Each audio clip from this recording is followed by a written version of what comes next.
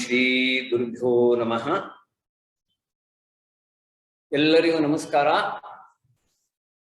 ಇಂದಿನ ಉಪನ್ಯಾಸ ಕಾರ್ಯಕ್ರಮದಲ್ಲಿ ಪಾಲ್ಗೊಂಡಿರ್ತಕ್ಕಂತಹ ತಮಗೆ ಹಾಗೂ ಉಪನ್ಯಾಸಕರಾಗಿ ಬಂದಿರತಕ್ಕಂತಹ ಶ್ರೀಯುತ ಶರತ್ ಎಚ್.ಎಸ್ ಇವರಿಗೆ ನಾನು ರಾಮತೀರ್ಥ ಸೇವಾ ಫೌಂಡೇಶನ್ ಪರವಾಗಿ ಹೃತ್ಪೂರ್ವಕವಾಗಿ ಸ್ವಾಗತಿಸ್ತೇನೆ. ಎಂದೂ ಮಾಸದ ನೆನಪು ಶೀರ್ಷಿಕೆ ಅಡಿಯಲ್ಲಿ ಕಳೆದ ಬಾರಿ 4 ಕಂತುಗಳಲ್ಲಿ ಯೋಗ ಇನ್ ಸ್ಕ್ರಿಪ್ಚರ್ಸ್, ಗ್ರಂಥಗಳಲ್ಲಿ ಯೋಗ ಅನ್ನುವ ವಿಚಾರವಾಗಿ ಸಾಕಷ್ಟು ವಿಚಾರಗಳನ್ನು ನಾವು ತಿಳ್ಕೊಂಡಿದ್ದೀವಿ, ಮೆಲುಕು ಹಾಕೊಂಡಿದ್ದೀವಿ ಮತ್ತು ಆ ವಿಡಿಯೋಗಳನ್ನ ನಾವು ಯೂಟ್ಯೂಬ್ ಅಲ್ಲಿ ಅಪ್ಲೋಡ್ ಮಾಡಿದ್ದೀವಿ. ಈಗಲೂ ಮತ್ತೆ ಕೇಳ್ತಾ ಇದ್ರೆ ನಮ್ಗೆ ಯೋಗದ ಬಗ್ಗೆ ಅನೇಕ ವಿಚಾರಗಳು ಆಗ 4 ಕಂತುಗಳಲ್ಲಿ ನಡೆದದ್ದು ನಮ್ಮ ಗಮನಕ್ಕೆ ಬರುತ್ತೆ.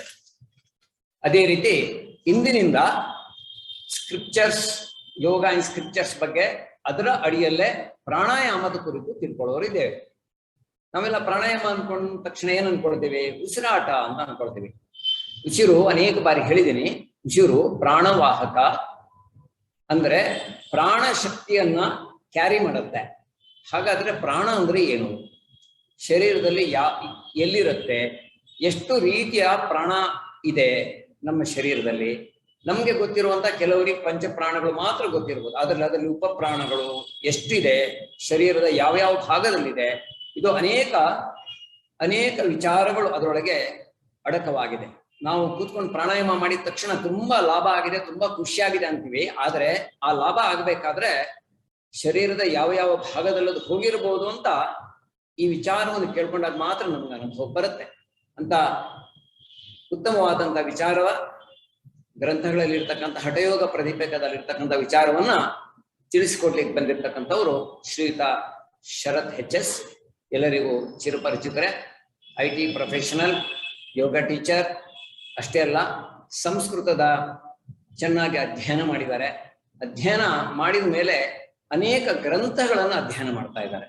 ಸಂಸ್ಕೃತ ಚೆನ್ನಾಗಿ ಕಲಿತಿದ್ದಾರೆ, ಅದರ ಜೊತೆಗೆ ಅನೇಕ ಗ್ರಂಥಗಳ ಅಧ್ಯಯನ ಮಾಡಿ ಅದು ಅವರು ಆ ರೀತಿ ಮಾಡಿದ್ದು ನಮಗೂ ಒಂದು ರೀತಿಯಲ್ಲಿ ಲಾಭವಾಗಿದೆ. ಯಾಕೆ ಅಂತಂದ್ರೆ ಯೋಗದ ಕುರಿತು ಅತ್ಯಂತ ಆಳವಾದ ಜ್ಞಾನವನ್ನ ತಾವು ಅಧ್ಯಯನ ಮಾಡಿ ನಮಗೂ ಹೇಳ್ಕೊಡ್ತಾ ಇದ್ದಾರೆ, ನಮಗೂ ತಿಳಿಸ್ತಾ ಇದ್ದಾರೆ. ಆದ್ರಿಂದ ಇವತ್ತು ಈ ಕಾರ್ಯಕ್ರಮದಲ್ಲಿ ಅವರು ಬಂದಿದ್ದಾರೆ. ನಮಗೆ ಈ ವಿಚಾರವಾಗಿ ಪ್ರಾಣಾಯಾಮದ ಕುರಿತು, ಪ್ರಾಣ ಅಂದ್ರೆ ಏನು ಅನ್ನುವ ಕುರಿತು ಹೇಳಿಕೊಡ್ಲಿಕ್ಕೆ, ತಿಳಿಸ್ಲಿಕ್ಕೆ ಬಂದಿರತಕ್ಕಂಥ ಶ್ರೀಯುತ ಎಚ್.ಎಸ್. ಶರತ್ ಅವರಿಗೆ ರಾಮತೀರ್ಥ ಸೇವಾ ಫೌಂಡೇಶನ್ ಮತ್ತು ತಮ್ಮೆಲ್ಲರ ಪರವಾಗಿ ಹೃತ್ಪೂರ್ವಕವಾಗಿ ನಾನು ಸ್ವಾಗತಿಸ್ತೀನಿ. ಹಾಗೆ ತಾವೆಲ್ಲ ಬಂದಿದ್ದೀರಿ. ತಾವು ಅನೇಕರ ಮೂಲಕ ನಿಮ್ಗೆ ಈ ವಿಚಾರ ಗೊತ್ತಾಗಿ ಇವತ್ತು ಈ ಕಾರ್ಯಕ್ರಮದಲ್ಲಿ ಪಾಲ್ಗೊಂಡಿದ್ದೀರಿ. ತಮಗೂ ಸ್ವಾಗತಿಸ್ತಾ ಇನ್ನು ಈ ಕಾರ್ಯಕ್ರಮವನ್ನ ಶ್ರೀಯುತ ಶರತ್ ಅವರು ನಡೆಸ್ಕೊಡ್ಬೇಕು ಅಂತ ಹೇಳಿ ಅವ್ರಿಗೆ ವಿನಂತಿಸ್ಕೊಳ್ತಾ ನಾನು ವಿರಮಿಸ್ತೀನಿ. ನಮಸ್ಕಾರ. ನಾಥ ಶ್ರೀ ಜಗನ್ನಾಥ ಮದ್ಗುರು ಶ್ರೀ ಜಗದ್ಗುರು ಮದಾತ್ಮ ಸರ್ವಭೂತಾತ್ಮ ತಸ್ಮೈ ಶ್ರೀ ಗುರವೇ ನಮಃ. ಎಲ್ಲರಿಗೂ ನಮಸ್ಕಾರ.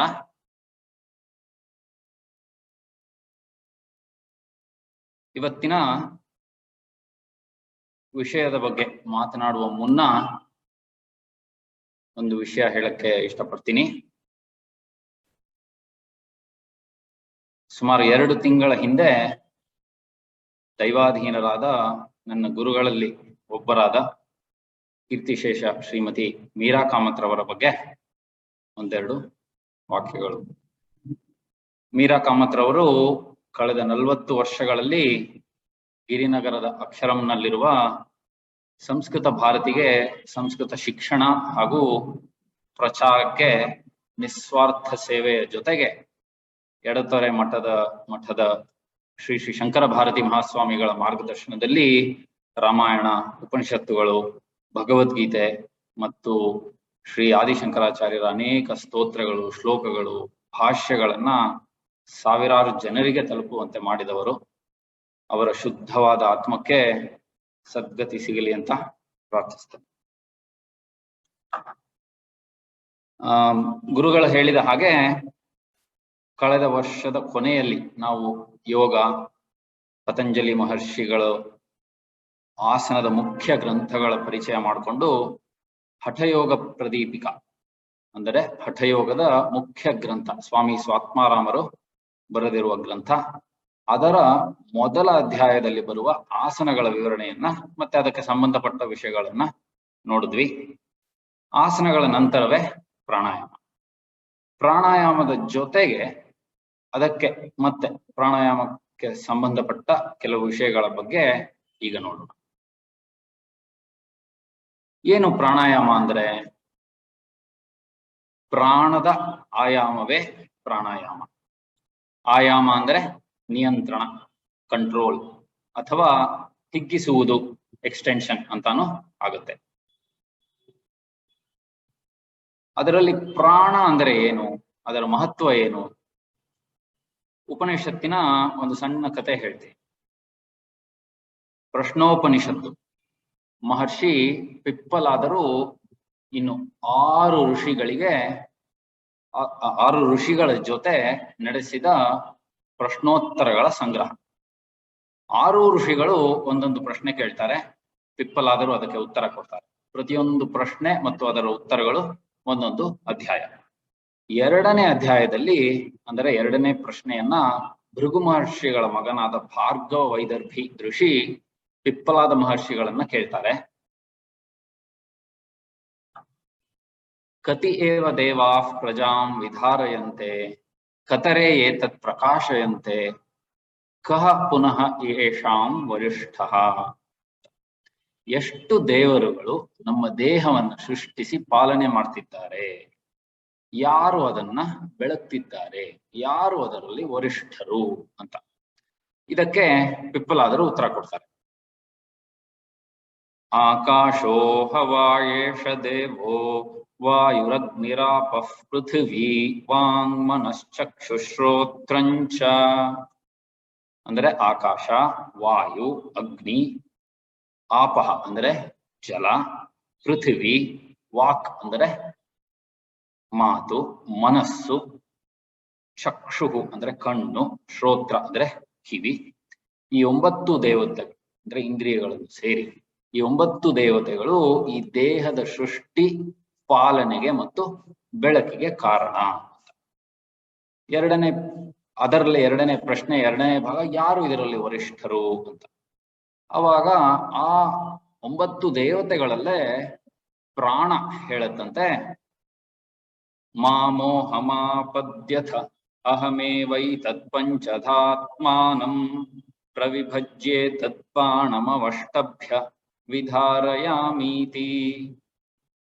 ನಾನೇ ವರಿಷ್ಠ, ನನ್ನ ಆತ್ಮವನ್ನ 5 ಭಾಗವಾಗಿ ಮಾಡಿ ಜಗತ್ತನ್ನ ಪಾಲನೆ ಮಾಡ್ತಿದ್ದೀನಿ ಅಂತ ಹೇಳತ್ತೆ. ಅದಕ್ಕೆ ತೇ ಅಶ್ರದ್ಧಾನ ಬಭೂವು. ಮಿಕ್ಕ ದೇವರುಗಳು ಯಾರು ಅದನ್ನ ಒಪ್ಪಲಿಲ್ವಂತೆ. ಸೋಭಿಮಾನಾದೂರ್ಧ್ವಮುತ್ಕ್ರಾಮತ ಇವ ತಸ್ಮಿನ್ನುತ್ಕ್ರಾಮತ್ಯಥೇತರೆ ಸರ್ವ ಏವೋತ್ಕ್ರಾಮಂತೆ. ಈಗ ಅವಾಗ ಪ್ರಾಣ ವರಿಷ್ಠ ಅಂತ ಹೇಳಿದ್ದನ್ನ ಯಾರು ಒಪ್ಪಲಿಲ್ಲ. ಅದಕ್ಕೆ ಪ್ರಾಣ ಅದರ ಆತ್ಮಕ್ಕೆ ಧಕ್ಕೆ ಆದ್ದರಿಂದ ಅದು ನಿಧಾನವಾಗಿ ಮೇಲಕ್ಕೆ ಏರಿ ಹೊರಕ್ಕೆ ಹೋಗಕ್ ಶುರು ಮಾಡುತ್ತಂತೆ. ಅವಾಗ ಹೇಗೆ ಒಂದು ರಾಜದುಂಬಿಯ ಹಿಂದೆ ಮಿಕ್ಕ ಎಲ್ಲಾ ದುಂಬಿಗಳು ಹೋಗುತ್ತೋ ಹಾಗೆ ಏವಂ ವಾಂಗ್ ಮನಶ್ಚಕ್ಷುಶ್ರೋತ್ರಂಚ. ವಾಕು, ಮನಸ್ಸು, ಚಕ್ಷು, ಶ್ರೋತ್ರ ಇವೆಲ್ಲ ಪ್ರಾಣದ ಹಿಂದೆ ಹೋಗಕ್ ಶುರು ಆಗುತ್ತೆ. ಅವಾಗ ತೇ ಪ್ರೀತಾ ಪ್ರಾಣಂ ಸ್ತುನ್ವಂತಿ. ಅವಾಗ ಪ್ರಾಣನೇ ವರಿಷ್ಠ ಅಂತ ಎಲ್ಲರೂ ಒಪ್ಕೊಂಡ್ರಂತೆ. ಇದರ ಮೂಲಕ ಮಹರ್ಷಿ ಪಿಪ್ಪಲಾದರು ಏನ್ ಹೇಳ್ತಾರೆ ಅಂದ್ರೆ, ಪ್ರಾಣ ಅಂದರೆ ಜೀವನದ ಶಕ್ತಿ. ಒಬ್ಬ ಮನುಷ್ಯ ಅಥವಾ ಒಬ್ಬ ಮನುಷ್ಯನ ಜೀವಂತವಾಗಿಡಲು ಬೇಕಾದ ಅತ್ಯವಶ್ಯಕವಾದ ವಾಯು. ಅಷ್ಟೇ ಅಲ್ಲ, ಪ್ರಾಣಶಕ್ತಿ ಇಡೀ ಜಗತ್ತಿಗೆ ಕಾರಣ. ಈ ರೀತಿ ಪ್ರಾಣ ಎನ್ನುವುದು ನಮ್ಮ ವೇದೋಪನಿಷತ್ತುಗಳಲ್ಲಿ ತುಂಬಾ ಕಡೆ ಉಲ್ಲೇಖವಾಗಿದೆ. ಕೆಲವನ್ನ ನೋಡಿ. ಅಥರ್ವ ವೇದದ 11ನೇ ಕಾಂಡದ 4ನೇ ಸರ್ಗ ಪೂರ್ತಿ ಪ್ರಾಣದ ಬಗ್ಗೆ. ಈ ಸರ್ಗಕ್ಕೆ ಪ್ರಾಣ ಸೂಕ್ತ ಅಂತ ಕೂಡ ಹೇಳ್ತಾರೆ. ಅದರ ಮೊದಲ ಶ್ಲೋಕ ಹೀಗಿದೆ: ಪ್ರಾಣಾಯ ನಮೋ ಯಸ್ಯ ಸರ್ವಮಿದಂ ವಶೇ ಯೋ ಭೂತಃ ಸರ್ವೇಶ್ವರೋ ಯಸ್ಮಿನ್ ಸರ್ವ ಪ್ರತಿಷ್ಠಿತಂ. ಯಾವ ಪ್ರಾಣದ ವಶದಲ್ಲಿ ಸರ್ವವೂ ಅಂದರೆ ಇಡೀ ಜಗತ್ತು ಇದೆಯೋ, ಆ ಯಾವ ಪ್ರಾಣವು ಸರ್ವಕ್ಕೂ ಈಶ್ವರನು ಮತ್ತು ಯಾವ ಪ್ರಾಣದ ಪ್ರತಿಷ್ಠಾನದಲ್ಲಿ ಅಂದರೆ ಅದರ ಬುನಾದಿಯಲ್ಲಿ ಸರ್ವವೂ ಇದೆಯೋ ಆ ಪ್ರಾಣಕ್ಕೆ ನಮಸ್ಕರಿಸುತ್ತೇನೆ ಅಂತಾನೆ ಪ್ರಾಣ ಸೂಕ್ತ ಶುರುವಾಗುತ್ತೆ. ಆಮೇಲೆ ತೈತ್ತರೀಯ ಉಪನಿಷತ್ತಿನ ಮೊದಲನೆಯ ಶ್ಲೋಕ ಶನ್ನೋ ಮಿತ್ರ ಶಂ ವರುಣ ಎನ್ನುವ ಪ್ರಸಿದ್ಧವಾದ ಶಾಂತಿ ಮಂತ್ರ ಕೇಳೇ ಇರ್ತೀರ. ಅದರಲ್ಲಿ ಬರುತ್ತೆ: ನಮೋ ಬ್ರಹ್ಮಣೇ ನಮಸ್ತೆ ವಾಯೋ ತ್ವಮೇವ ಪ್ರತ್ಯಕ್ಷಂ ಬ್ರಹ್ಮಾಸಿ. ನಮೋ ಬ್ರಹ್ಮಣೇ ಅಂದರೆ ಬ್ರಹ್ಮನಿಗೆ ನಮಸ್ಕಾರ. ನಮಸ್ತೆ ವಾಯೋ ವಾಯುವಿಗೆ ನಮಸ್ಕಾರ. ತ್ವಂ ಏವ ಪ್ರತ್ಯಕ್ಷಂ ಬ್ರಹ್ಮಾಸಿ ಅಂದರೆ ನೀನೇ ಪ್ರತ್ಯಕ್ಷವಾಗಿರುವ ಬ್ರಹ್ಮ, ಅಂದರೆ ಪ್ರಾಣವಾಯುವೇ ಪ್ರತ್ಯಕ್ಷ ಬ್ರಹ್ಮ. ಇಲ್ಲಿ ಬ್ರಹ್ಮ ಅಂದ್ರೆ ಚತುರ್ಮುಖ ಬ್ರಹ್ಮ ಅಲ್ಲ, ಪರಬ್ರಹ್ಮ. ಅಲ್ಲಿಗೆ ಪ್ರಾಣವಾಯುವೇ ಪ್ರತ್ಯಕ್ಷವಾದ ಅಥವಾ ಕಣ್ಣಿಗೆ ಕಾಣುವ ಪರಬ್ರಹ್ಮ. ಆಮೇಲೆ ಅದೇ ತೈತ್ತರೀಯ ಉಪನಿಷತ್ತಿನ ಮುಂದೆ ಬ್ರಹ್ಮಾನಂದ ವಲ್ಲಿಯಲ್ಲಿ ಅನೇಕ ಸಾಲುಗಳು ಬರುತ್ತೆ. ಒಂದ್ 4 ಸಾಲು ನೋಡೋಣ. ಪ್ರಾಣಂದೇವಾ ಅನುಪ್ರಾಣಂತಿ ಮನುಷ್ಯಾ ಪಶವಶ್ಚ ಯೇ. ದೇವರು, ಮನುಷ್ಯರು ಮತ್ತು ಪಶುಗಳು ಪ್ರಾಣದ ವಶದಲ್ಲಿದ್ದು ಅದರಿಂದಲೇ ಜೀವಿಸುತ್ತಿರುವುದು.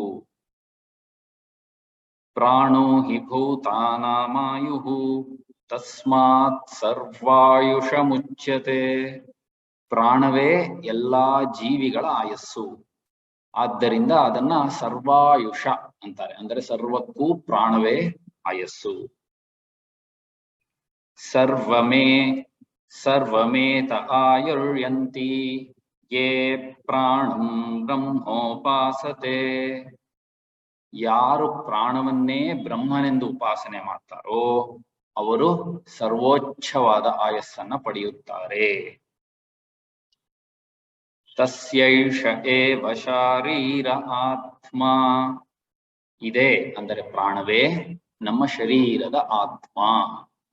ಹೀಗೆ ಇನ್ನು ಕೆಲವು ಸಾಲುಗಳಿದೆ.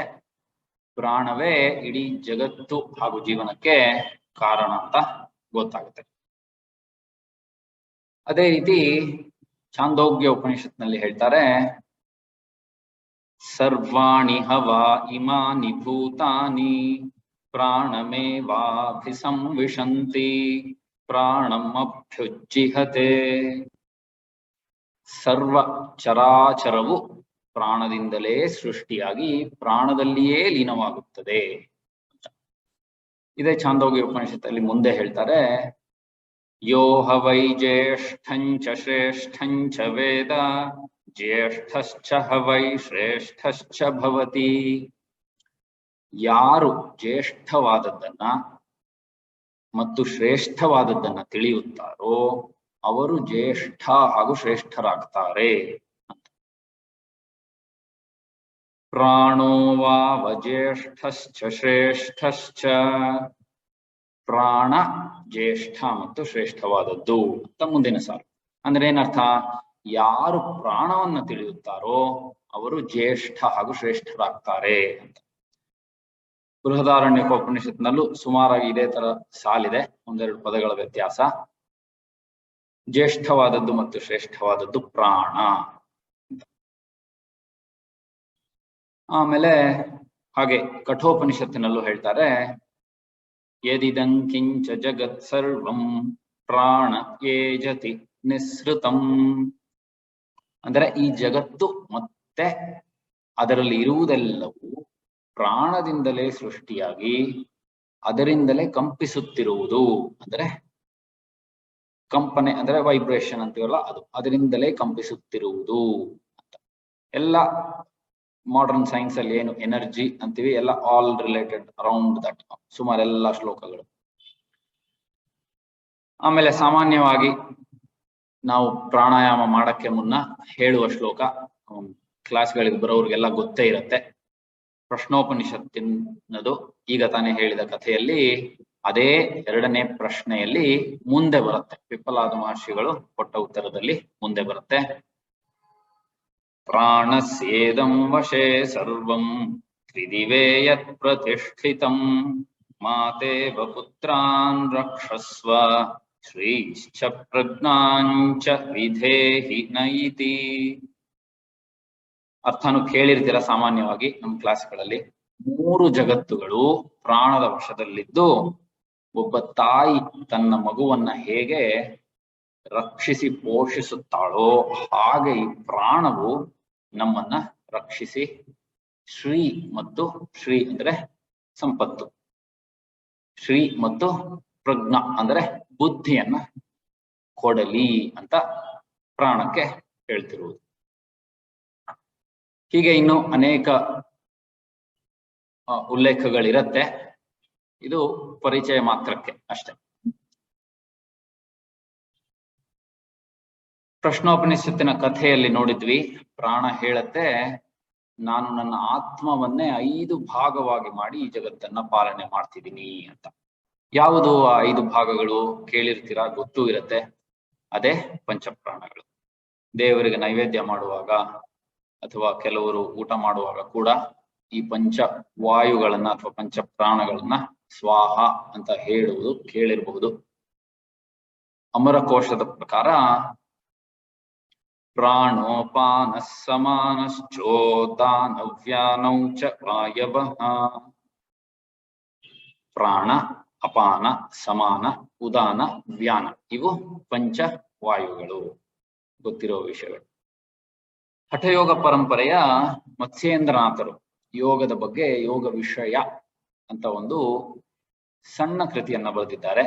ಅದರಲ್ಲಿ ಹೇಳ್ತಾರೆ, ಪ್ರಾಣೋಪಾನ ಸಮಾನಶ್ಚ ಉದಾನೋ ವ್ಯಾನ ಏವಚ ಪಂಚಕರ್ಮೇಂದ್ರಿಯೈರ್ಯುಕ್ತ ಕ್ರಿಯಾಶಕ್ತಿ ಸಮುದ್ಯತಾ.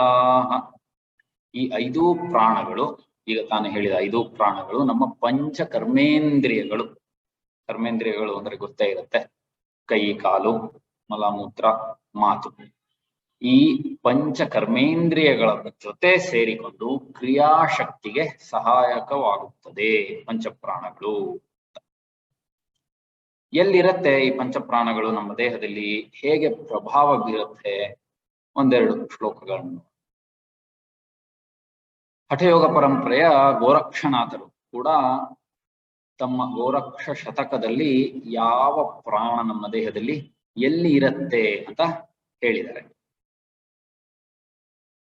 ಹೃದಿ ಪ್ರಾಣೋ ವಸೇ ನಿತ್ಯಂ ಅಪಾನೋ ಗುದಮಂಡಲೆ ಸಮಾನೋ ನಾಭಿದೇಶೇ ಸ್ಯಾತ್ ಉದಾನಃ ಕಂಠ ಮಧ್ಯತಃ ವ್ಯಾನೋ ವ್ಯಾಪಿ ಶರೀರೇಷು ಪ್ರಧಾನಾಃ ಪಂಚವಾಯವಃ.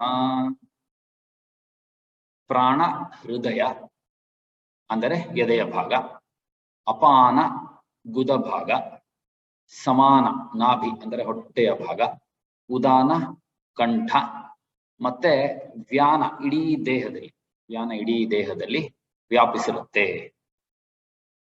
ಇದು ಪಂಚಪ್ರಾಣಗಳು ನಮ್ಮ ದೇಹದಲ್ಲಿ ಇರುವ ಮುಖ್ಯ ಭಾಗಗಳು. ಅದೇ ರೀತಿ ಹೀಗೆ ಪಂಚಪ್ರಾಣಗಳಿಗೆ ಅನೇಕ ತತ್ವಗಳನ್ನ ಅನೇಕ ಗ್ರಂಥಗಳಲ್ಲಿ ಕೊಡಲಾಗಿದೆ. ಅವುಗಳನ್ನ ಮುಖ್ಯ ಸ್ಥಳಗಳು ಈಗಲೇ ನೋಡಿದ್ವಿ, ಇನ್ನು ಕೆಲವನ್ನ ನೋಡೋಣ. ಪಂಚಪ್ರಾಣಗಳಿಗೆ ವರ್ಣ ಅಂದರೆ ಬಣ್ಣವನ್ನು ಕೂಡ ಕೊಡ್ತಾರೆ. ಹೃದಯ ರಕ್ತ, ಹೃದಯ ಭಾಗದಲ್ಲಿರುವ ಪ್ರಾಣಕ್ಕೆ ರಕ್ತ ವರ್ಣ, ಆಮೇಲಿಂದ ಗುದ ಭಾಗದಲ್ಲಿರುವ ಅಪಾನಕ್ಕೆ ಇಂದ್ರಗೋಪ ಅಂದ್ರೆ ಅದು ಬೆಡ್ ಬಗ್ ಅಂತೀವಲ್ಲ, ಆ ತರದೊಂದು ಹುಳು, ಅದು ಡಾರ್ಕ್ ರೆಡ್ ಅನ್ಬೋದು, ಡಾರ್ಕ್ ರೆಡ್ ಆ ಬಣ್ಣ. ಆಮೇಲಿಂದ ಸಮಾನ, ನಾಭಿಯ ಪ್ರದೇಶದಲ್ಲಿರುವ ಸಮಾನಕ್ಕೆ ಗೋಕ್ಷೀರ ಅಂದ್ರೆ ಹಸುವಿನ ಹಾಲಿನಂತೆ ಬಿಳಿ ಬಣ್ಣ. ಉದಾನ, ಕಂಠ ಭಾಗದಲ್ಲಿರುವ ಉದಾನಕ್ಕೆ ಆಪಾಂಡುರ. ಅಪಾಂಡುರ ಅಂತಂದ್ರೆ ಮಾಸಿದ ಬಣ್ಣ ಅಂತ, ಪೇಲ್ ಪೇಲ್ ಕಲರ್ ನಮ್ಮ ಕಂಠದಿಂದ ಮೇಲ್ಭಾಗದಲ್ಲಿ.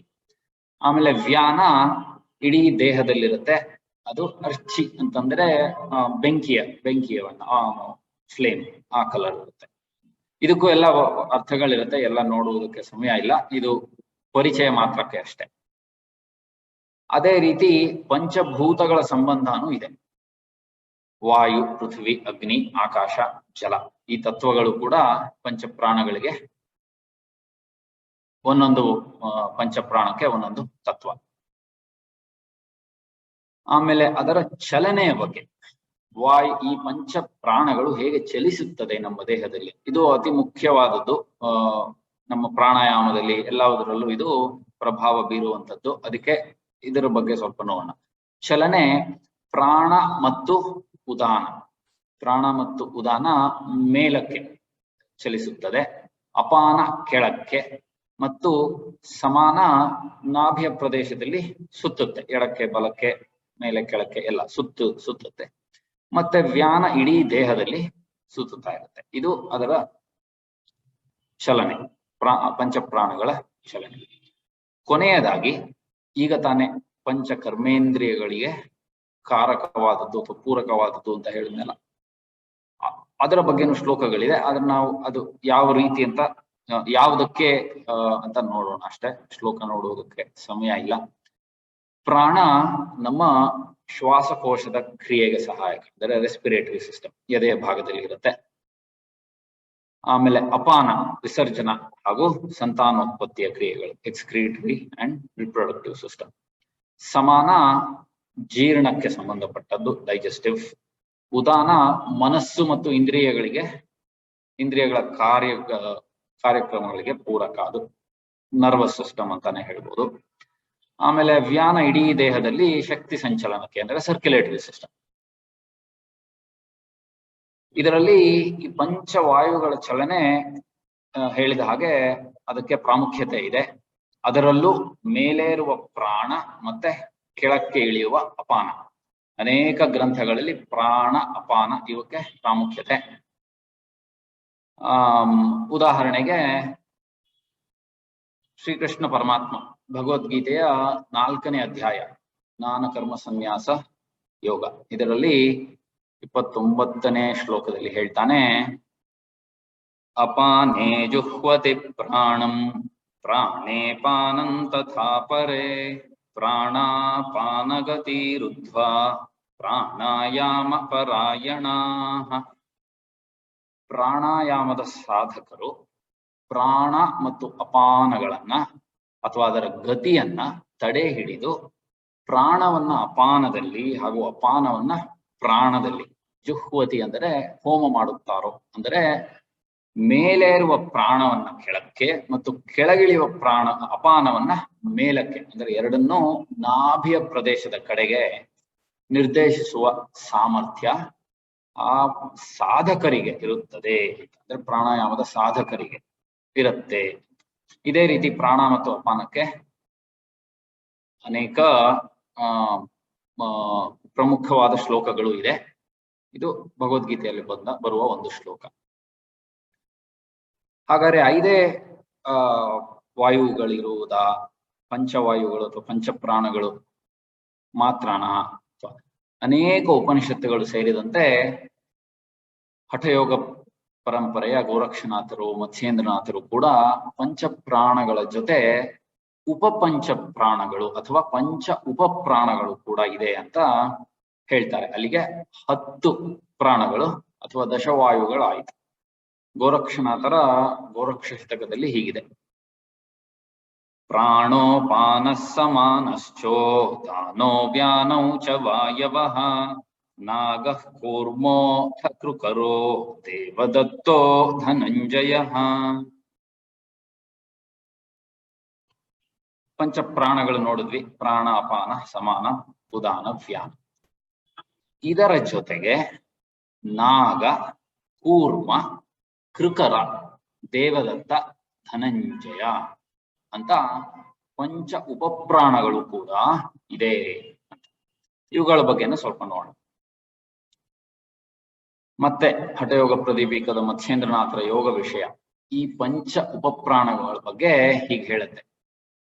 ನಾಗಃ ಕೂರ್ಮಶ್ಚ ಕೃಕರೋ ದೇವದತ್ತೋ ಧನಂಜಯ ಪಂಚ ಜ್ಞಾನೇಂದ್ರಿಯೈರ್ಯುಕ್ತಾ ಬುದ್ಧಿಶಕ್ತಿ ಸಮನ್ವಿತಾ. ನಾಗ, ಕೂರ್ಮ, ಕೃಕರ, ದೇವದತ್ತ ಹಾಗೂ ಧನಂಜಯ ಈ ಪಂಚ ಉಪಪ್ರಾಣಗಳು ನಮ್ಮ ಜ್ಞಾನೇಂದ್ರಿಯಗಳನ್ನ ಹೊಂದಿರುವ ಬುದ್ಧಿಶಕ್ತಿಯೊಳಗೆ ಸೇರಿರುತ್ತವೆ ಅಂತ ಹೇಳುತ್ತೆ ಈ ಶ್ಲೋಕ. ಪಂಚಪ್ರಾಣಗಳು ಕರ್ಮೇಂದ್ರಿಯಗಳು, ಪಂಚ ಉಪಪ್ರಾಣಗಳು ಜ್ಞಾನೇಂದ್ರಿಯಗಳು. ಜ್ಞಾನೇಂದ್ರಿಯಗಳು ಅಂದ್ರೆ ಗೊತ್ತಾಗಿದೆ, ದೃಷ್ಟಿ, ಶ್ರೋತೃ, ವಾಸನೆ, ಆಮೇಲೆ ರುಚಿ, ಸ್ಪರ್ಶ. ಇದರ ಜೊತೆ ಪಂಚ ಉಪಪ್ರಾಣಗಳನ್ನ, ಅದರ ತತ್ವಗಳನ್ನ ಸೇರಿಸ್ತಾರೆ. 5 ಪಂಚ ಉಪಪ್ರಾಣಗಳು ಕೂಡ. ಆಮೇಲೆ ಗೋರಕ್ಷನಾಥರು ಅದೇ ಗೋರಕ್ಷ ಶತಕದಲ್ಲಿ ಉಪಪ್ರಾಣಗಳು ಯಾವುದಕ್ಕೆ ಕಾರಕ ಅಂತಾನು ಹೇಳ್ತಾರೆ. ಹೇಗೆ ಕ್ರಿಯೆಗಳಿಗೆ, 5 ಕ್ರಿಯೆಗಳಿಗೆ ನಮ್ಮ ಪಂಚ ಪ್ರಾಣಗಳು ಕಾರಕವೋ ಹಾಗೆ ಈ ಪಂಚ ಉಪಪ್ರಾಣಗಳು ಯಾವುದಕ್ಕೆ ಕಾರಕ ಅಂತ ಹೇಳ್ತಾರೆ. ಉದರೇ ನಾಗ ಆಖ್ಯಾತಃ ಕೂರ್ಮ ಉನ್ಮೀಲನೆ ಸ್ಮೃತಃ ಕೃಕರಃ ಕ್ಷುತಕೃಂಜ್ಞೇಯೋ ದೇವದತ್ತೋ ವಿಜೃಂಭಣೆ ನ ಜಹಾತಿ ಮೃತಂಚಾಪಿ ಸರ್ವವ್ಯಾಪಿ ಧನಂಜಯ ಏತೆ ಸರ್ವಾಷು ನಾಡೀಷು ಶಮಂತೆ ಜೀವರೂಪಿಣಾ. ಈ ಶ್ಲೋಕದಲ್ಲಿ 2 ಶ್ಲೋಕಗಳಲ್ಲಿ ಈ ಪಂಚ ಉಪಪ್ರಾಣಗಳು ಎಲ್ಲಿರುತ್ತವೆ ಮತ್ತು ಯಾವುದಕ್ಕೆ ಕಾರಣ ಅಂತ ಹೇಳ್ತಾರೆ. ಮೊದಲಿಗೆ ನಾಗ, ಉದರ ಅಂದ್ರೆ ಹೊಟ್ಟೆಯ ಭಾಗದಿಂದ ಬರುವ ತೇಗಿಗೆ ಕಾರಣ. ತೇಗು ಹೆಡೆಯೆತ್ತುವ ಹಾವಿನಂತೆ ತಕ್ಷಣಕ್ಕೆ ಮೇಲೆ ಬರುತ್ತೆ, ಅದಕ್ಕೆ ನಾಗ. ಆಮೇಲೆ ಕೂರ್ಮ, ನಮ್ಮ ಕಣ್ಣಿನ ರೆಪ್ಪೆಯ ಮಿಡಿತ, ಅದಕ್ಕೆ ಈ ಕೂರ್ಮ ಎನ್ನುವ ಉಪಪ್ರಾಣ. ಕಣ್ಣುಗುಡ್ಡೆ ಗೊತ್ತಿರೋ ಹಾಗೆ ಎಲ್ಲರಿಗೂ ಆಮೆಯ ಬೆನ್ನಿನ ಆಕಾರದಲ್ಲೇ ಇರುತ್ತೆ. ಮತ್ತೆ ರೆಪ್ಪೆಗಳು ಆಮೆಯ ಬೆನ್ನಿನ ಚಿಪ್ಪಿನಂತೆ ಕಣ್ಣುಗಳನ್ನ ಸುರಕ್ಷಿತವಾಗಿ ಇಡುವುದು ಅದರ ಒಂದು ಕೆಲಸ, ಅದಕ್ಕೆ ಕೂರ್ಮ. ಆಮೇಲೆ ಕೃಕರ ಅಂದರೆ ಹಲ್ಲಿ. ಕೃಕರ ಅಂದ್ರೆ ಹಲ್ಲಿ. ಅದು ಕ್ಷುತಕ್ ಅಂತಂದ್ರೆ ಸೀನಿಗೆ ಕಾರಣ. ಹಲ್ಲಿಗೆ ಅಂಟುಕೊಳ್ಳುವ ತತ್ವ ಇರುತ್ತೆ, ಹಾಗೆ ಸೀನಿದಾಗ ಬರುವ ಸಿಂಬಳಕ್ಕೂ ಕೂಡ ಮ್ಯೂಕಸ್, ಅದಕ್ಕೂ ಕೂಡ ಅಂಟು, ಅದಕ್ಕೆ ಈ ಹೋಲಿಕೆ. ದೇವದತ್ತ ಆಕಳಿಕೆ. ಆಮೇಲೆ ಧನಂಜಯ ಇಡೀ ದೇಹದಲ್ಲಿ ಇರುತ್ತೆ. ಆಮೇಲೆ 3ನೇ ಸಾಲಿನಲ್ಲಿ ಹೇಳ್ತಾರೆ, ಈ ಧನಂಜಯ ಮೃತಂಚ ಅಪಿ ಅಂತಂದರೆ ಮೃತ ಶರೀರದಲ್ಲೂ ಕೂಡ, ಅಂದರೆ ಸತ್ತ ಮೇಲೂ ಕೂಡ ಇರುತ್ತೆ ಅಂತ ಹೇಳುತ್ತೆ ಈ ಶ್ಲೋಕ.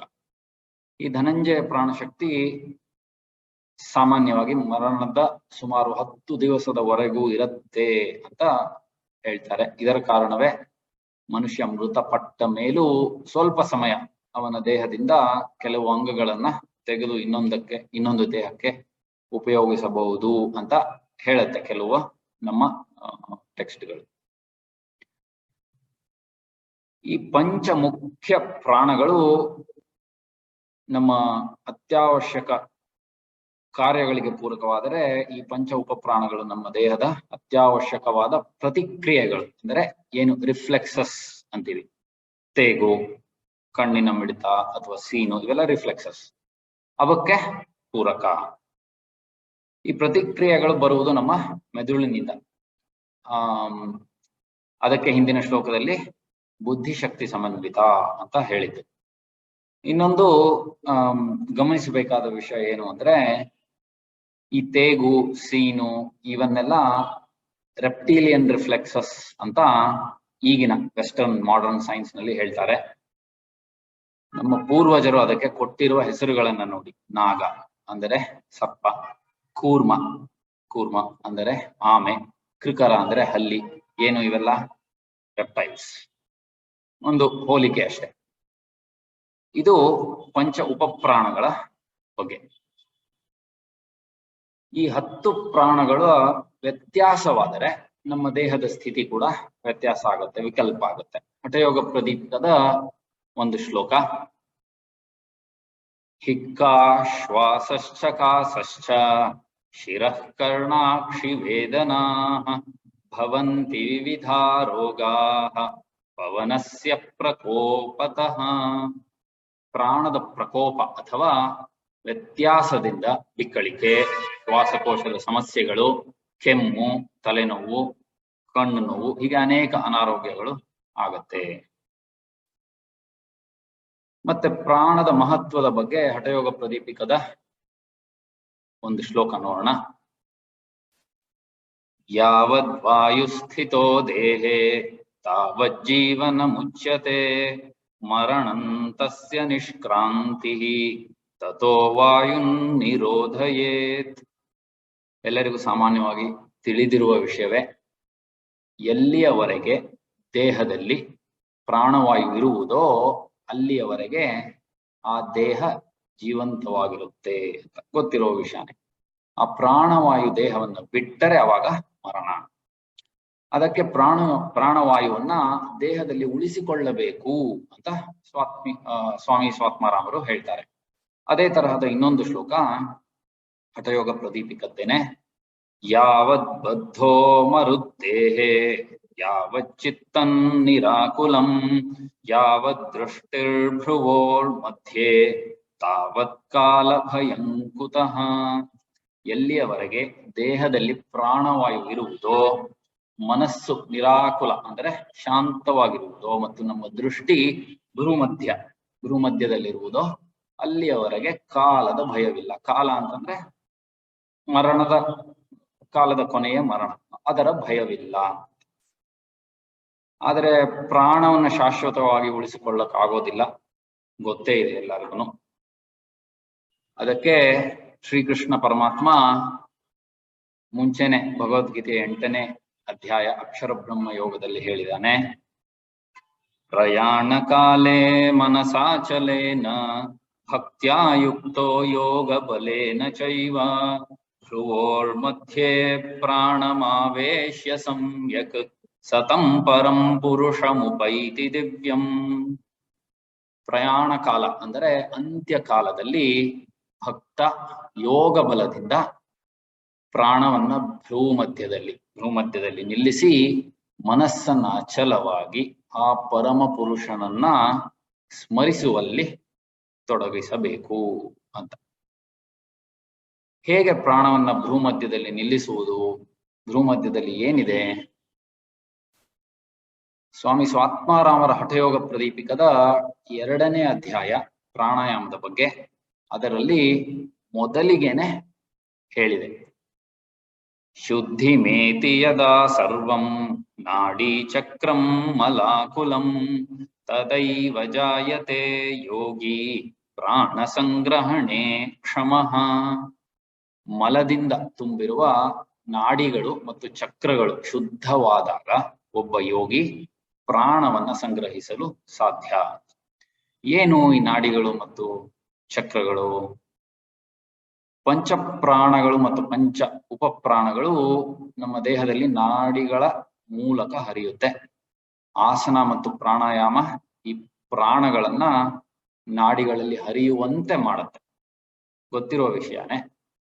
ಪ್ರಾಣಾಯಾಮವನ್ನ ಮುದ್ರ ಮತ್ತು ಬಂಧಗಳ ಜೊತೆ ಮಾಡಿದಾಗ ಪ್ರಾಣ ಶಕ್ತಿಯನ್ನ ಚಕ್ರಗಳಲ್ಲಿ ಕೇಂದ್ರೀಕರಿಸಿ ಅದನ್ನ ಭೇದಿಸುವಂತೆ ಮಾಡಬಹುದು. ಇದು ಅನೇಕ ಶ್ಲೋಕಗಳಿದೆ. ಅದನ್ನ ಮುಂದಿನ ವಾರ ನಾವು ನಾಡಿಗಳು ಮತ್ತು ಚಕ್ರಗಳ ಬಗ್ಗೆ ಸ್ವಲ್ಪ ತಿಳ್ಕೊಂಡು ಆಮೇಲೆ ಪ್ರಾಣಾಯಾಮದ ವಿಷಯ ನೋಡೋಣ. ಏನಾದರೂ ಪ್ರಶ್ನೆ ಇದ್ದರೆ ಕೇಳಬಹುದು. ಇವತ್ತಿಗೆ ಇಲ್ಲಿಗೆ ನಿಲ್ಸೋಣ. ಏನಾದ್ರು ಪ್ರಶ್ನೆಗಳಿದ್ದರೆ ಕೇಳಬಹುದು.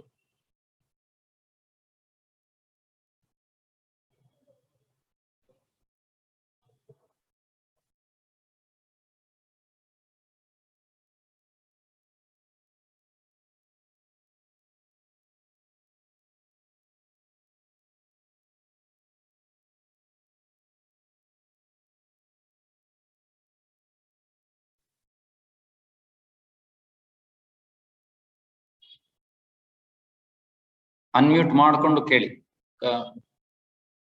ಸತ್ಯಪ್ರಕಾಶ್ ಅವರು ಕೇಳಿ. ವಂದನೆಗಳು. ಬಹಳ ಉಪಯುಕ್ತವಾದಂತಹ ಒಂದು ಭಾಷಣ ನೀಡಿದಿರಾ ಮತ್ತು ಹಲವಾರು ಗ್ರಂಥಗಳಿಂದ ಉಲ್ಲೇಖನ ಮಾಡಿದಿರಾ. ನನ್ನ ಪ್ರಶ್ನೆ ಇಷ್ಟೇ ಆಗಿದೆ, ಈಗ ಉಪ ಪಂಚ ಪ್ರಾಣಗಳು ಅಂತ ಹೇಳಿದ್ರಲ್ಲ, ಅದನ್ನ ಯಾವ ರೀತಿ ಕಂಟ್ರೋಲ್ ಮಾಡಬಹುದು, ಅಥವಾ ಅದು ನಮ್ಮ ಕಂಟ್ರೋಲ್ಗೆ, ನಮ್ಮ ನಿಯಂತ್ರಣಕ್ಕೆ ಇಲ್ಲದಂತಹ ಒಂದು ಕ್ರಿಯೆನಾ ಅಂತ ಅಷ್ಟೇ. Thank you. ಅದೇ ನಾನು ಹೇಳಿದ್ದು. ಮುಂದಿನ ಸೆಷನ್ಗಳಲ್ಲಿ ಅದರ ಬಗ್ಗೆ ಮಾತಾಡ್ತೀನಿ. ಅದರ ಬಗ್ಗೆ ಎಲ್ಲ ಪ್ರಾಣಗಳ ಬಗ್ಗೆ ಕೊನೆಯಲ್ಲಿ ಹೇಳಿದ ಹಾಗೆ ಪ್ರಾಣಾಯಾಮ, ಆಸನ, ಬಂಧ, ಆಮೇಲೆ ಮುದ್ರೆಗಳು, ಇದೆಲ್ಲದರ ಮೂಲಕ ಪ್ರಾಣಶಕ್ತಿಯ ಸಂಗ್ರಹಣ, ಚಲನೆ, ಇದೆಲ್ಲದಕ್ಕೂ ಅವು ಕಾರಕ. ಅದನ್ನ ನೋಡೋಣ ಮುಂದಿನ ಕ್ಲಾಸ್ಗಳಲ್ಲಿ ನೋಡೋಣ. Thank you sir. Thank you. Hello. ಹೇಳಿ. ಸರ್, ನಟರಾಜ್ ಅಂತೇಳಿ ನಾನು. ಹೇಳಿ. ನಮಸ್ಕಾರ. ಹೇಳಿ ಸರ್. ನಮಸ್ಕಾರ. ಏನಿಲ್ಲ, ನೀವು ಇಷ್ಟೊತ್ತು ಏನು ಕ್ಲಾಸ್ ತಗೊಂಡ್ರಲ್ಲ, ಎಲ್ಲ ತುಂಬಾ ಅದ್ಭುತವಾಗಿತ್ತು ಸರ್. ತುಂಬಾ ಚೆನ್ನಾಗಿದೆ ಮಾತ್ರ ಎಲ್ಲಾ ಶ್ಲೋಕಗಳು, ಮತ್ತೆ ಒಳ್ಳೊಳ್ಳೆ ಕಡೆ ಕಲೆಕ್ಟ್ ಮಾಡಿದ್ದಾರೆ ಸರ್, ಎಲ್ಲ ಸ್ಕ್ರಿಪ್ಚರ್ಸ್ ಇಂದ ಆಕ್ಚುಲಿ. ಆದ್ರೆ ಪ್ರಾಣದ ಉತ್ಪತ್ತಿ ಎಲ್ಲಿಂದ ಆಗುತ್ತೆ ಮತ್ತೆ ಹೇಗಾಗುತ್ತೆ ಸರ್, ಅದೊಂದು ನನಗೆ ವಿಚಾರ ಬೇಕಾಗಿತ್ತು.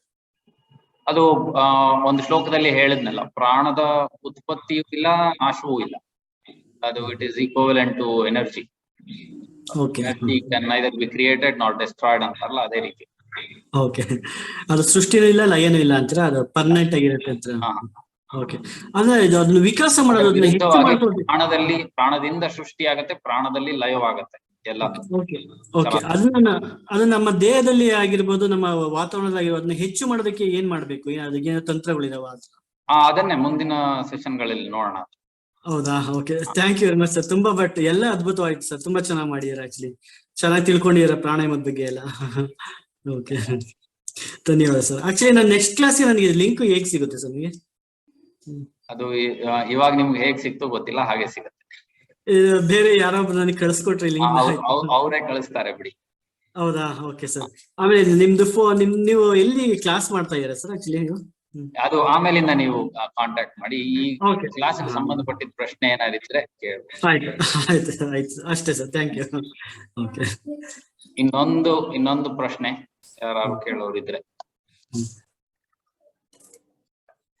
ನಾನು ಸರ್ವಮಂಗಳ ಕೇಳ್ತಾ ಇರೋದು. ಹೇಳಿ. ಇದೆಲ್ಲ ಅರ್ಥ ಆಯ್ತು. ಉಪಪ್ರಾಣದ ಬಗ್ಗೆ ಮಾಡ್ಬೇಕಾದಾಗ ದೇವದತ್ತ ಮತ್ತು ಧನಂಜಯನ್ ಬಗ್ಗೆ ಇನ್ನೊಂದ್ ಸ್ವಲ್ಪ ಆಮೇಲೆ ಹೇಳ್ತೀರಾ? ದೇವದತ್ತ, ಧನಂಜಯ. ದೇವದತ್ತ ಅಂದ್ರೆ ದೇವರು ಕೊಟ್ಟಿದ್ದು, ಧನಂಜಯ ಅಂತಂದ್ರೆ ಧನವನ್ನ ಜಯಿಸಿದ್ದು. ಅದಕ್ಕೆ ಅರ್ಥಗಳಿದೆ. ಆಕಳಕ್ಕೆ ಸಾಮಾನ್ಯವಾಗಿ ಒಬ್ಬರಿಂದ ಇನ್ನೊಬ್ಬರಿಗೆ ಹರಡ್ಕೊಂಡು ಹೋಗತ್ತೆ. ಸಾಮಾನ್ಯವಾಗಿ ಅದು ಗೊತ್ತಿರುವ ವಿಷಯನೇ. ಒಬ್ರು ಆಕಳಿಸಿದ್ರೆ ಇನ್ನೊಬ್ರು ಆಕಳಿಸ್ತಾರೆ, ಆತರ. ಅದು ಅಲ್ಲಿಗೆ ಅದು ಒಬ್ಬರಿಂದ ಒಬ್ರಿಗೆ ಹೋಗಿದೆ ಅಂದ್ರೆ ದೇವರು ಕೊಟ್ಟಿದ್ದು ಅಂತ. ಆ ತರದ್ದೊಂದು ಹೋಲಿಕೆ ಇದೆ ಕೆಲವು ಸ್ಕ್ರಿಪ್ಚರ್ಸ್ ನಲ್ಲಿ. ಆಮೇಲೆ ಧನಂಜಯ ಅಂತಂದ್ರೆ ಇಲ್ಲಿ ಧನಂಜಯ ಅಂತಂದ್ರೆ ಧನವನ್ನ ಜಯಿಸಿದವನು ಅಂತಂದ್ರೆ ಅದಕ್ಕೆ ತುಂಬಾ ಧನ ಇದೆ ಅಂತ ಅರ್ಥಲ್ಲ. ಧನ ಇಲ್ಲದೇನು ಧನವನ್ನ ಜಯಿಸಿದವನು ಅಂದ್ರೆ ಎಲ್ಲ ಏನು ಬೇಡದೆ ಇರುವವನು ಅಂತ. ಅಲ್ಲಿ ಇದು ಈ ನಮ್ಮ ಮರಣದ ನಂತರವೂ ಆ ಶಕ್ತಿ ಇರುವುದರಿಂದ, ಇಡೀ ದೇಹದಲ್ಲಿ ಇರುವುದರಿಂದ ಅದಕ್ಕೆ ಆ ಹೋಲಿಕೆ ಬಂದಿರತ್ತೆ. ಅದು ಎಲ್ಲವನ್ನು ಜಯಿಸಿದ್ದು ಅಂತ, ಅಂದ್ರೆ ದೇಹವನ್ನು ಜಯಿಸಿದ್ದು ಅಂತ. Okay, thank you sir. ಸಮಯ ಮುಗ್ದಿದೆ, 7:40 ಆಯ್ತು ಸರ್. ಅಶೋಕ್ ಇದೆ ಲಾಸ್ಟ್ ಕ್ವಶನ್. ಹೇಳಿ ಅಶೋಕ್. ಇವಾಗ ನಾವು prana, can we compare it to the consciousness and atma which has no born, no birth or no death, which is all pervading? ಹೌದು. ಕ್ಷಮಿಸಿ, ನಂಗೆ ಗೊತ್ತಾಗಲ್ಲ ನೀವು ಕ್ವೆಶ್ಚನ್ ಕೇಳಿದ್ರ ಅಥವಾ ಅಲ್ಲ. is it okay to assume that prana is equal to atma? ಒಂದೊಂದು text ನಲ್ಲಿ ಒಂದೊಂದು ಹೇಳತ್ತೆ. ಈಗ ನಾನು ಬ್ರಹ್ಮಾನಂದ ವಲ್ಲಿಯದು ಹೇಳಿದ್ನಲ್ಲ, ಅದು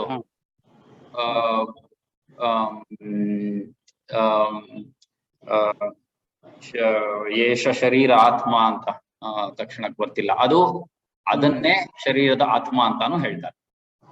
Okay, okay. Right, sir. Thank you for confirming.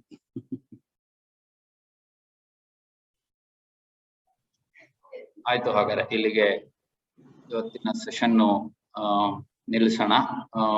ಮಂಗಳ ಶ್ಲೋಕ ಹೇಳಿ. ಕಾಲೇ ವರ್ಷತು ಪರ್ಜನ್ಯಃ ಪೃಥಿವೀ ಸಸ್ಯಶಾಲಿನಿ ದೇಶೋಯಂ ಕ್ಷೋಭರಹಿತಃ ಬ್ರಾಹ್ಮಣಾಃ ಸಂತು ನಿರ್ಭಯಾಃ ಸರ್ವೇ ಭವಂತು ಸುಖಿನಃ ಸರ್ವೇ ಸಂತು ನಿರಾಮಯಾಃ ಸರ್ವೇ ಭದ್ರಾಣಿ ಪಶ್ಯಂತು ಮಾ ಕಶ್ಚಿತ್ ದುಃಖಭಾಗ್ ಭವೇತ್. ಓಂ ಶಾಂತಿ ಶಾಂತಿ ಶಾಂತಿ. ಮತ್ತೊಮ್ಮೆ ಎಲ್ಲರಿಗೂ ನಮಸ್ಕಾರ. ಇವತ್ತಿನ ಈ ಪ್ರಾಣದ ಬಗ್ಗೆ ಅನೇಕ ಹೊಸ ಹೊಸ ವಿಚಾರಗಳು ನಮ್ಗೆ ಗೊತ್ತಾಗಿರ್ಬೇಕು. ನಾವು ಪ್ರಾಣಾಯಾಮ ಅಂದ ತಕ್ಷಣನೇ ಇತ್ತೀಚೆಗಂತೂ 2 ವರ್ಷದಲ್ಲಿ ಈ ಕೊರೋನಾ ಬಂದಾಗ ಎಲ್ರಿಗೂ ಪ್ರಾಣಾಯಾಮ ಮಾಡ್ಬೇಕಂತ ನಾವೆಲ್ಲರೂ ಒಂದೇ ರೀತಿಯಲ್ಲಿ ಉಸಿರಾಡುವಂಥದ್ದು ಇಲ್ಲ. ಎಲ್ಲಿ ಹೋದ್ರು ಎಲ್ಲಿ ಕೂದ್ರೂ ದೀರ್ಘ ಉಸಿರು ತಗೊಳ್ಳೋದು ಬಿಡೋದು ಇಷ್ಟೇ ಮಾಡ್ತಾ ಇದ್ವಿ. ಆದರೆ ಇವತ್ತು ನಮ್ಗೆ ನಿಜವಾಗಿಯೂ ಇದರ ಅರ್ಥ ಆಯ್ತು. ಏನಂದ್ರೆ ಪ್ರಾಣದಲ್ಲಿ 5 ಪ್ರಾಣಗಳು ಹೇಗಿದೆ, ಅದು ಎಲ್ಲೆಲ್ಲಿ ಇರ್ತದೆ, ಏನೇನು ಕೆಲಸ ಮಾಡುತ್ತೆ ಶರೀರದಲ್ಲಿ, ಆಮೇಲೆ ಉಪ ಪ್ರಾಣಗಳು ಹೇಗಿದೆ, ಏನೇನು ಕೆಲಸ ಮಾಡುತ್ತೆ, ಇದೆಲ್ಲವೂ ನಮ್ಗೆ ಸಾಕಷ್ಟು ಇನ್ಫಾರ್ಮೇಶನ್ ಸಿಕ್ಕಿದೆ. ಅಂದ್ರೆ ಶರೀರದಲ್ಲಿ ಅಥವಾ ಮನಸ್ಸಿನಲ್ಲಿ ಯಾವುದೇ ರೋಗಗಳು ಬಂದರೂ ಅಲ್ಲಿ ಪ್ರಾಣಶಕ್ತಿಯ ಕೊರತೆ ಇದೆ ಅಂತ. ಅದಕ್ಕೆ ನಮ್ಮ ಗುರುಗಳು BK ಸೆಂಗಾರರು ಆಸನಗಳಲ್ಲೇನೆ ಕೆಲವು ವಿಚಾರಗಳಿಂದ ಆಸನಗಳಲ್ಲೇನೆ ಅದರಲ್ಲಿ ಪರಿಣಾಮಕಾರಿಯಾಗಿ ಆಗುವಂತ ರೀತಿಯಲ್ಲಿ ಆಸನಗಳಲ್ಲೇ ರಿಲೀಫ್ ಕೊಡೋದು ಹೇಗೆ ಅಂದ್ರೆ ನಮ್ಗೆ ಫಂಕ್ಷನಲ್ ಮೋಡ್ನಲ್ಲಿ ಪ್ರಾಕ್ಟೀಸ್ ಮಾಡೋದು ಹೇಗೆ, ರೆಮಿಡಿಯಲ್ ಮೋಡಲ್ ಪ್ರಾಕ್ಟೀಸ್ ಮಾಡೋದು ಹೇಗೆ ಅಂತೇಳಿ ಹೇಳ್ಕೊಟ್ಟಿದ್ದನ್ನು ನಿಮ್ ಜೊತೆಗೆ ನಾನು ಅನೇಕ ಬಾರಿ ಹಂಚ್ಕೊಂಡಿದ್ದಿದೆ. ಅದು ಕೂತ್ಕೊಂಡು ಪ್ರಾಣಾಯಾಮ ಮಾಡೋದು ಒಂದು ರೀತಿ, ಆದ್ರೆ ಅದರದ ಲಾಭ ಏನು ಅನ್ನೋದನ್ನ ತಿಳ್ಕೊಂಡಿದ್ದು ಇನ್ನೊಂದು ರೀತಿ. ಜೊತೆಗೆ ಅದು ಸೇತುಬಂಧ ಸರ್ವಾಂಗಾಸನ ಇರ್ಬೋದು, ಸರ್ವಾಂಗಾಸನ, ಶೀರ್ಷಾಸನ. ಕೆಲವೊಮ್ಮೆ ನಾವು ಕಣ್ಣಿಗೆ ಒಂದು ಟವೆಲ್ ಕಟ್ಕೊಂಡು ಅಥವಾ ಕ್ರೇಪ್ ಬ್ಯಾಂಡೇಜ್ ಕಟ್ಕೊಂಡು ಯೋಗಾಭ್ಯಾಸ ಮಾಡ್ತೀವಿ. ಯಾಕೆ ಮಾಡ್ತೀವಿ? ಕಿವಿಯಿಂದ ಹೊರಗಡೆ ಶಬ್ದ ಕೇಳದಂತೆ ಮಾಡ್ಕೊಂಡು ಪ್ರಾಕ್ಟೀಸ್ ಮಾಡೋದು ಯಾಕೆ? ಮನಸ್ಸು ಒಳಮುಖ ಮಾಡಿ ಮಾಡ್ಕೊಂಡಾಗ ಪ್ರಾಕ್ಟೀಸ್ ಮಾಡೋದು ಹೇಗೆ? ಅಥವಾ ಕಣ್ಣಿಗೆ ಮತ್ತು ಕಿವಿಗೆ ನಾವು ಮುಚ್ಚಿಕೊಂಡಾಗ ನಮ್ಮ ಮನಸ್ಸು ಹೇಗೆ ಒಳಗೆ ಹೋಗ್ತದೆ, ಎಲ್ಲಿ ಹೋಗ್ತದೆ, ಅವಾಗ ಪ್ರಾಣದ ಶಕ್ತಿ ಅಲ್ಲಿ ಚಲಿಸುವಂತೆ ಮಾಡುತ್ತೆ. ಸೊ ಇದೆಲ್ಲ ಅನೇಕ ಆಸನಗಳ ಮೂಲಕ ಪ್ರಾಣಾಯಾಮದ ಇದು. ಆದ್ರೆ ಆಸನಗಳಾದ್ಮೇಲೆ ಪ್ರಾಣಾಯಾಮದ ಸ್ಟೆಪ್ ಅನ್ನು ಇಟ್ಟಿರುವಂಥದ್ದು ಅಷ್ಟಾಂಗ ಯೋಗದಲ್ಲಿ. ಹೀಗಾಗಿ ಇವತ್ತು ನಮ್ಗೆ ಪ್ರಾಣಾಯಾಮ ಅಂದ ತಕ್ಷಣ ನಾವು ಇದುವರೆಗೆ ಕೇವಲ ಕೂತ್ಕೊಂಡು ಮೂಗಿಟ್ಕೊಂಡು ಅಥವಾ ಮಲ್ಬಿಟ್ಟು ಪ್ರಾಣಾಯಾಮ ಮಾಡೋದಂದ್ರೆ ಉಸಿರಾಡೋದು ಅಂತ ನಮ್ಮ ಕಲ್ಪನೆ ಇದ್ರೆ, ಇನ್ನು ಮುಂದೆ ಪ್ರಾಣಾಯಾಮ ಮಾಡುವಾಗ ಹೆಚ್ಚು ಇದನ್ನ ಹಾಗೂ ಈ ವಿಚಾರವನ್ನು ನಾವು ನಮ್ಮ ಯೂಟ್ಯೂಬ್ ಅಲ್ಲಿ ಅಪ್ಲೋಡ್ ಮಾಡ್ತೀವಿ.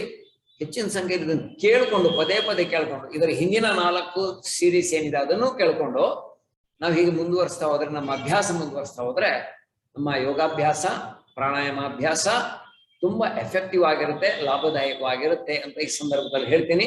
ತುಂಬಾ ಉತ್ಕೃಷ್ಟವಾದಂತಹ ವಿಚಾರವನ್ನ ಶ್ರೀಯುತ ಶರತ್ ಅವರು ತಾವು ಅಧ್ಯಯನ ಮಾಡಿ ಅಭ್ಯಾಸ ಮಾಡಿ ನಮ್ಮ ಜೊತೆಗೆ ಹಂಚ್ಕೊಂಡಿದ್ದಾರೆ. ಅವರಿಗೆ ನಿಮ್ಮೆಲ್ಲರ ಪರವಾಗಿ ಹಾಗೂ ರಾಮತೀರ್ಥ ಸೇವಾ ಫೌಂಡೇಶನ್ ಪರವಾಗಿ ಧನ್ಯವಾದಗಳನ್ನ ತಿಳಿಸ್ತೇನೆ. ಜೊತೆಗೆ ಮುಂದಿನ ಗುರುವಾರ ಇದು ಕಂಟಿನ್ಯೂ ಆಗತ್ತೆ. ಮುಂದಿನ ಗುರುವಾರ ಮತ್ತೆ 7 ಗಂಟೆಗೆ 9ನೇ ತಾರೀಕು ಬರ್ತದೆ, ಸೇರೋಣ ಅಂತ ಹೇಳ್ತಾ ಇವತ್ತಿನ ಕಾರ್ಯಕ್ರಮ ಮುಗಿಸ್ತೀನಿ.